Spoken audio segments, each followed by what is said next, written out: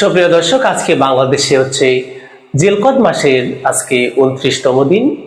আজকে চাঁদ উঠবে বাংলাদেশে, জিলহজ মাসের চাঁদ উঠবে আজকে।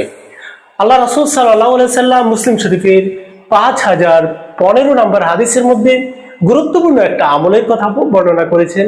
যারা কুরবানি করবেন এবং যারা কুরবানি করবেন না সবাই আমলটা করতে পারেন।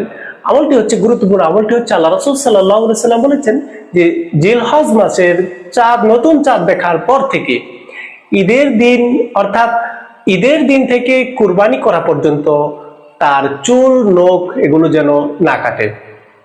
মুসলিম শরীফের 5015 নম্বর হাদিসে রাসূল সাল্লাল্লাহু আলাইহি সাল্লাম চুল, নখ, অন্যান্য পশম না কাটার কথা বলেছেন। কুরবানি করার পর তারপর কাটবেন। সুতরাং এই গুরুত্বপূর্ণ একটা সুন্নাত আল্লাহ রাসূল সাল্লাল্লাহু আলাইহি সাল্লাম আমাদেরকে যেটা শিক্ষা দিয়েছেন সেটা আমরা পালন করার চেষ্টা করবো। এর মাধ্যমে আল্লাহ সুবহানাহু ওয়া তাআলা অসংখ্য গুণিত নেকি লিপিবদ্ধ করবেন এবং রাসূল সাল্লাল্লাহু আলাইহি সাল্লামের একটি গুরুত্বপূর্ণ সুন্নাহর উপর আমল হবে, আল্লাহ এবং রাসূল খুশি হবেন। এই জন্য আপনারা যারা চুল, তারপরে নখ, অন্যান্য পশম উপড়াবেন, অন্যান্য পশম কাটবেন, তারা আপনারা আজকে সন্ধ্যার আগেই কেটে ফেলুন। আল্লাহ রাসূল সাল্লাল্লাহু আলাইহি সাল্লামের গুরুত্বপূর্ণ একটা সুন্নাহ।